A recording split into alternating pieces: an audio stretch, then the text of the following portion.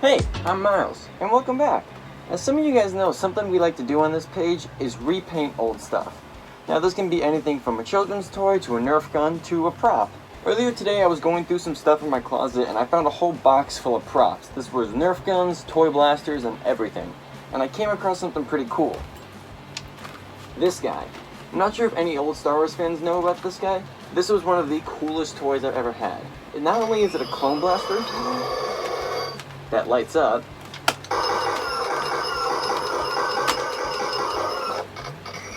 but it also does this. And this.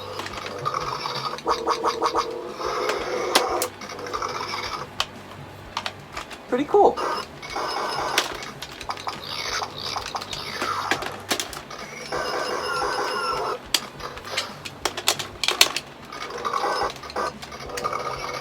Anyway, so I came across this old guy in pieces in my closet, and I thought, I'm not going to use this as a toy anymore, and I hardly used it as a kid, because I really liked it.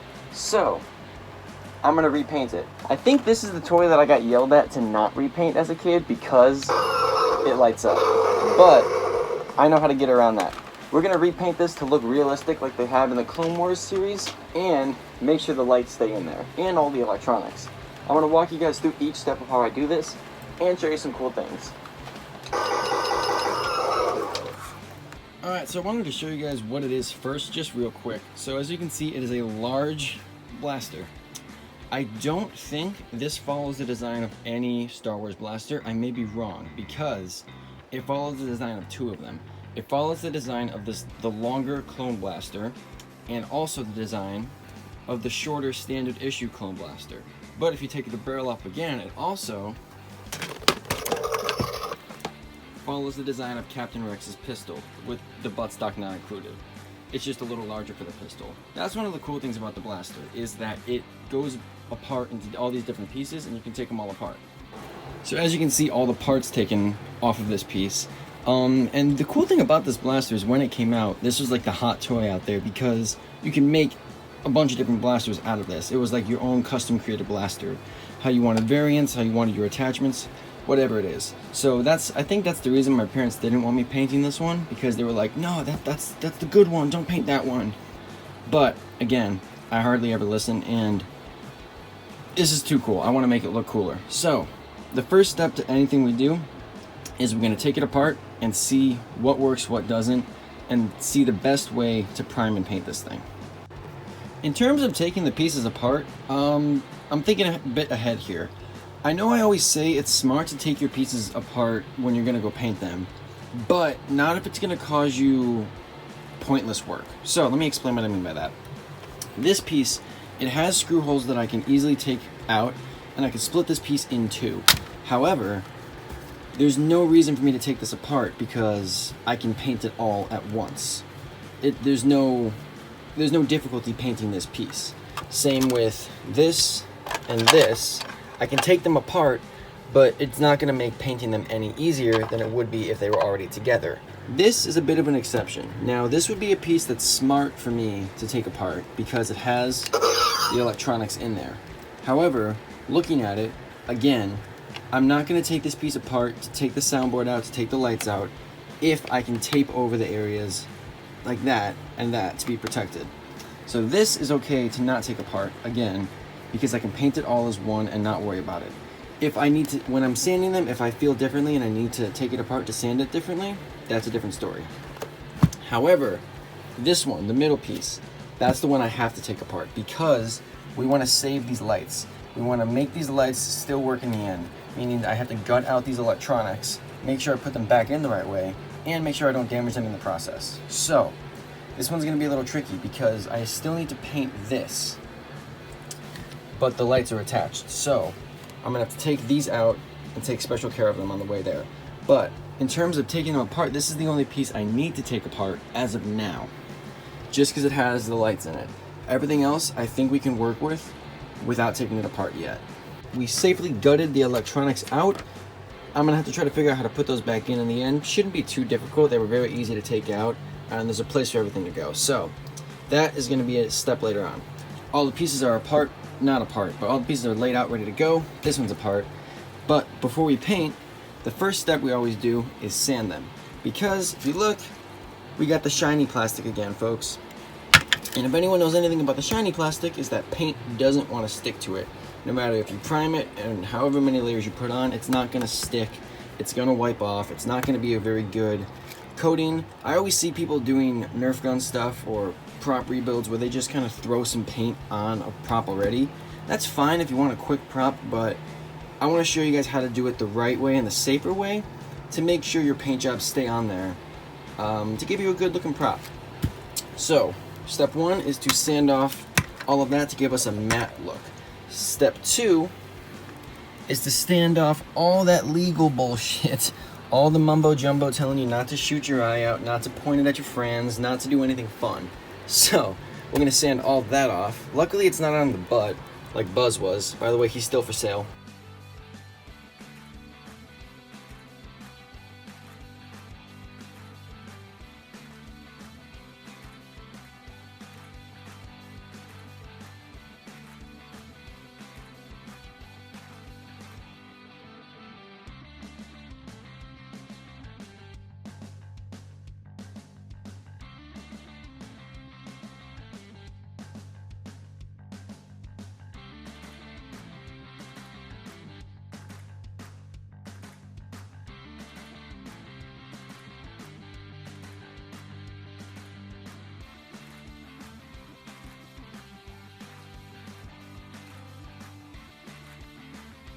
All of our pieces are nice and sanded. We got that glossy texture taken off.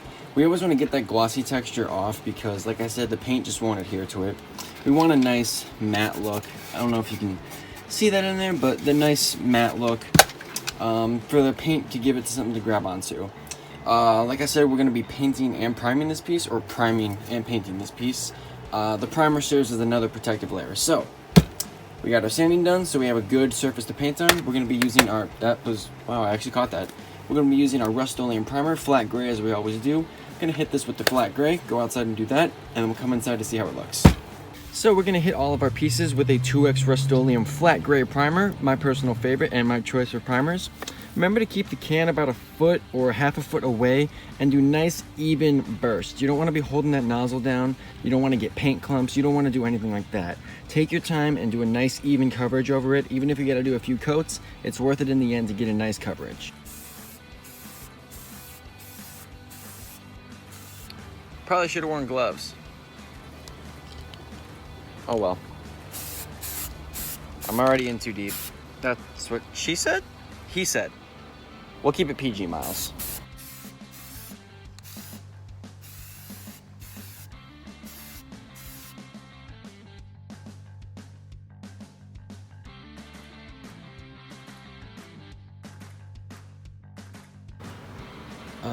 Yeah, definitely make sure you wear gloves or,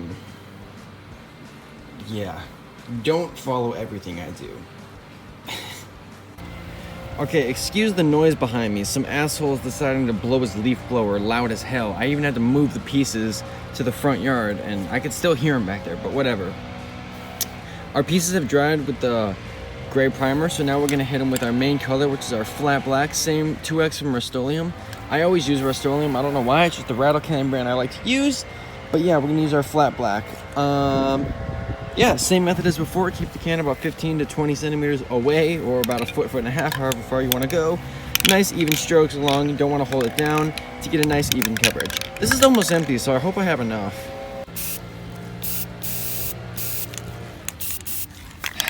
Well, I'm out. Unfortunately, I'm gonna have to push this video back one day because I got to order more paint.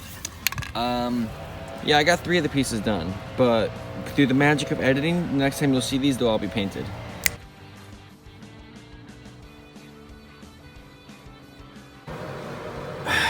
I didn't think it through again.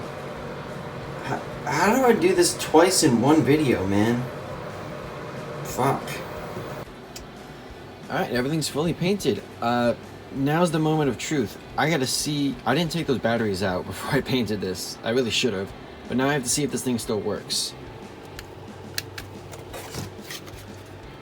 I don't know why I'm surprised. I knew it would work. Totally didn't know that would work. That was so lucky. That was very irresponsible of me. I definitely should have taken those batteries out. But that's just step one. I gotta still make sure those lights work. Alright, we just brought these pieces back inside. I don't know about you guys, but for some reason, whenever they're all this one flat color, it's really satisfying to me. Same thing with the gray. I don't know why, it's just a weird thing I like. When there's a fresh coat of paint on something, it just looks satisfying. And now I'm going to make it my job to make it look not as clean. Obviously, we want this thing looking a little bit more realistic than just a flat Lego piece. You could put it together like this if you wanted just this flat standard issue color. But that's not how we do things here. You guys always know we make things dirty. We make things look used, worn and torn. That's how we do things here. So I'm going to do a little bit of a different method. We're going to dry brush, as we always do. Use our Model Master Silver to dry brush.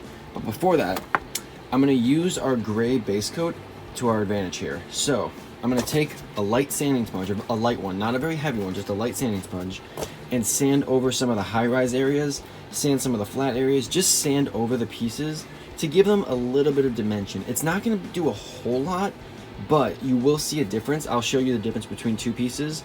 It does bring up a little bit of dimension and gives you just that extra bit of 3D look to it, even though it's a 3D prop. It gives you that extra bit of dimension to it. So I'm going to sand everything down with this very lightly, and then we're going to go over with our Model Master Silver and dry brush the whole thing. You guys know how that works.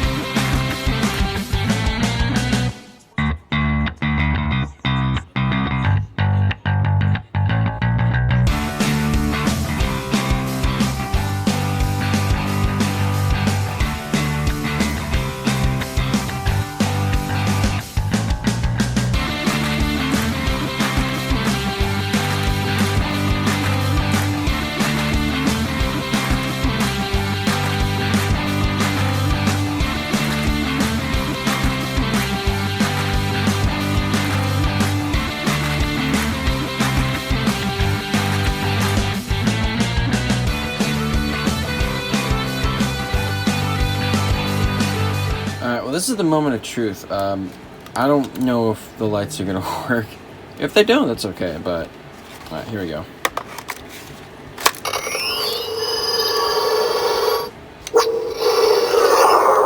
Nice. We lost one of them in the process. One of them busted when I took it out, but we still got two of them in there. I think that's worth it. Still pretty cool.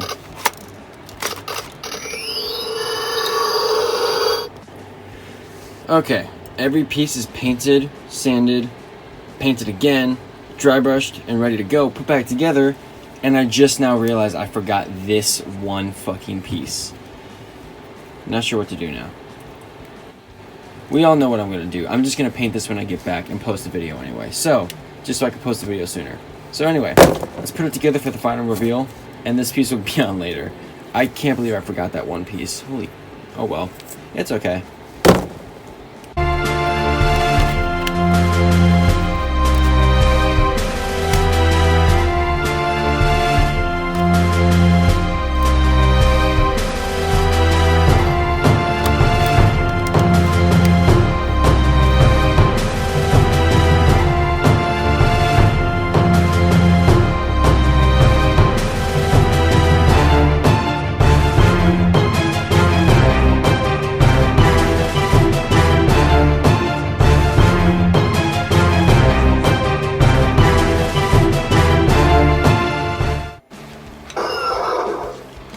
So thanks very much for watching, guys. I had a lot of fun doing this one.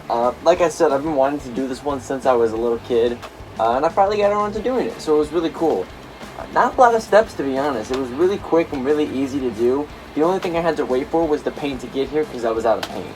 But just follow along with these steps and you can turn this or pretty much... I was talking, but thanks. You can turn this or pretty much any sort of blaster to the same effect into something looking real. But I hope you enjoyed and I'll see you in the next one. Peace!